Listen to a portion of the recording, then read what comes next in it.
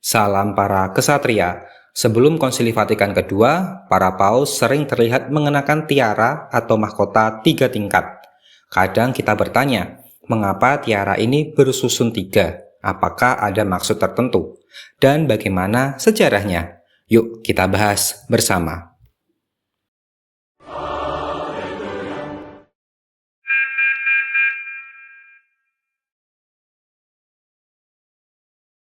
Dilansir dari situs vatikan.va, Triregnum atau mahkota susun 3 merupakan tiara yang dipakai secara resmi saat penobatan seorang paus dan dalam upacara-upacara tertentu.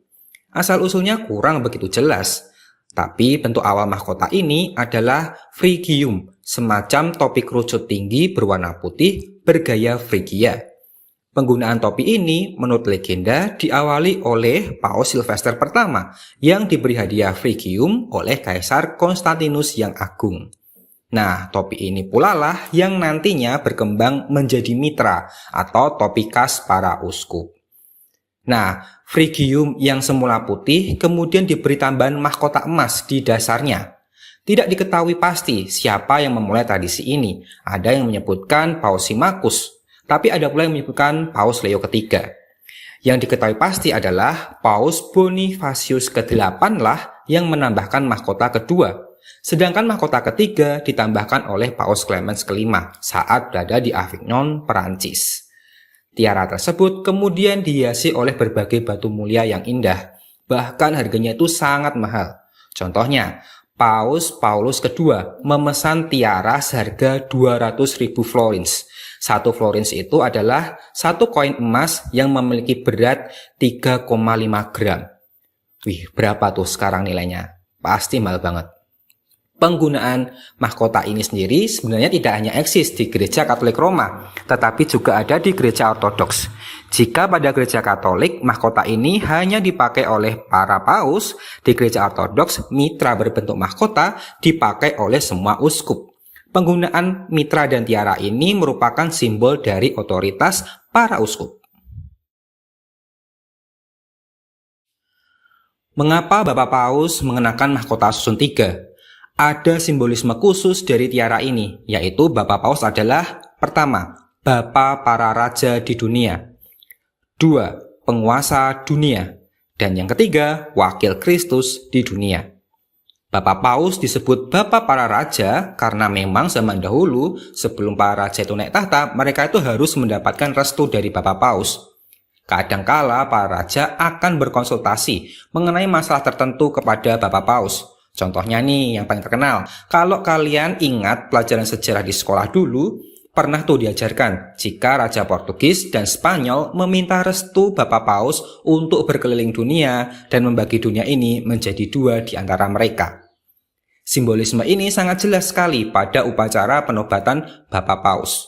Pada tata upacara penobatan yang lama, Bapak Paus akan dimahkotai dan kata-kata penobatannya itu kurang lebih seperti ini kalau diterjemahkan.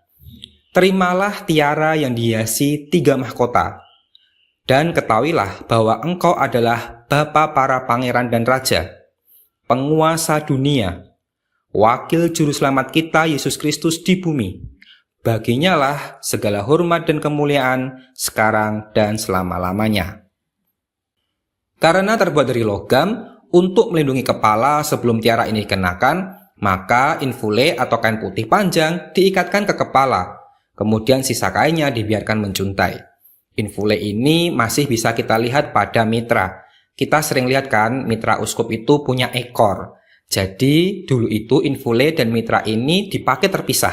Tapi kalau sekarang kan sudah menyatu.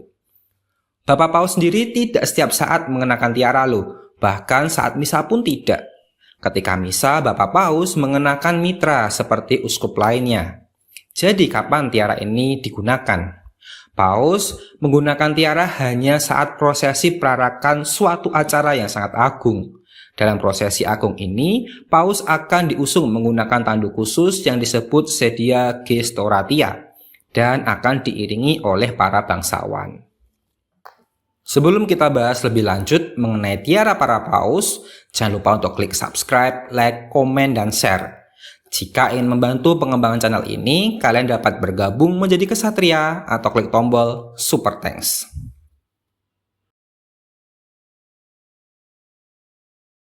Sebagian besar tiara kepausan sudah hilang, baik itu karena dijual atau hilang saat penjarahan kota Roma. Ya, kota Roma memang sempat dijarah beberapa kali. Tapi masih ada loh beberapa tiara yang bertahan hingga saat ini. Tiara tertua yang masih ada adalah tiara Paus Gregorius ke-13 dari abad ke-16. Tiara ini dihiasi oleh zamrud 404 karat dan didesain oleh Cristoforo Foppa.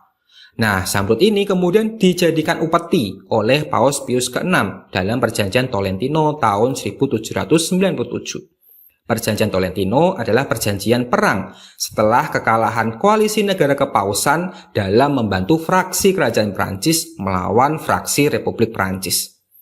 Nah, kemudian zamrud ini dijadikan tiara oleh Napoleon dan dihadiahkan kepada Paus Pius ke-7 pada tahun 1805.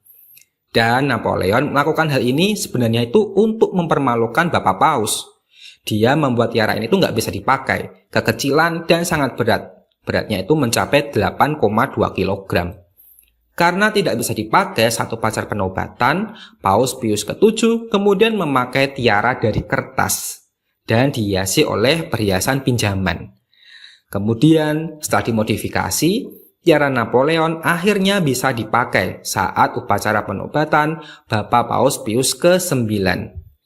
Dan akhirnya zamrud yang ada di tiara ini dijual oleh Paus Benediktus ke-15 untuk membantu korban Perang Dunia Pertama. Dan yang melekat sekarang ini hanyalah kaca. Kemudian Paus Pius ke-9 adalah paus yang memiliki tiara terbanyak. Setidaknya ada 5 tiara yang dimilikinya. Pertama, tiara hasil modifikasi dari tiara Napoleon. Kedua, tiara Spanyol, hadiah dari Ratu Isabella II, yang kemudian dijual oleh Bapak Paus Pius ke-9 untuk karya amal. Ketiga, tiara Belgia, yang merupakan hadiah dari para bangsawan Belgia. Keempat, tiara hadiah dari Kongregasi Salib Kudus. Dan terakhir, ada tiara Palatina, yang merupakan hadiah dari pasukan penjaga Palatina. Selain tiara-tiara ini, masih ada tiara yang lainnya. Paus terakhir yang dimahkotai dengan tiara adalah Paus Paulus ke-6 pada tahun 1963. Beliau dimahkotai dengan tiara hadiah dari kota Milan, tempat beliau sebelumnya berkarya sebagai uskup agung. Mahkota ini sangat sederhana dan terlihat modern. Namun pada tahun 1964, saat Konsili Vatikan kedua masih berlangsung, beliau meletakkan tiara tersebut di atas altar dan menyatakan akan menjualnya. Hasilnya nanti akan disumbangkan dalam karya amal. Hal ini merupakan simbol gereja seharusnya melayani umat, bukan malah dilayani. Tiara ini kemudian dibeli oleh umat Katolik Amerika Serikat dan sekarang disimpan di Basilika Tempat Sejarah Nasional Santa Perawan Maria di Kandung Tanpa Noda, Washington. Sejak saat itu, para paus tidak ada lagi yang dimahkotai tiara. Tapi bukan berarti mereka tidak memiliki tiara loh. Para paus masih dihadiahi tiara oleh para umat. Seperti Santo Yohanes Paulus II mendapatkan tiara hadiah dari umat Katolik Hungaria. Paus Benediktus ke-16 mendapatkan tiara dari umat Katolik Jerman, dan Paus Fransiskus mendapatkan tiara dari Ketua Parlemen Makedonia Utara yang dibuat oleh seorang biarawati. Ya, meskipun tiara-tiara tersebut tidak pernah dipakai. Tiara sebagai lambang otoritas sekarang yang tersisa itu hanya ada di patung Santo Petrus, dalam bendera dan lambang negara Vatikan. Bahkan sejak Paus Benediktus ke-16 naik tahta, para paus itu mengganti tiara dalam lambang kepausannya menjadi mitra. Menarik juga ya sejarah penggunaan tiara kepausan. Menurut kalian, apakah sebaiknya para paus kembali dimahkotai dengan tiara atau cukup seperti ini saja? Tulis di kolom komentar ya. Terima kasih sudah menyaksikan video ini sampai selesai. Mohon maaf jika ada yang tidak berkenan. Sampai jumpa lagi di video lainnya. Salam.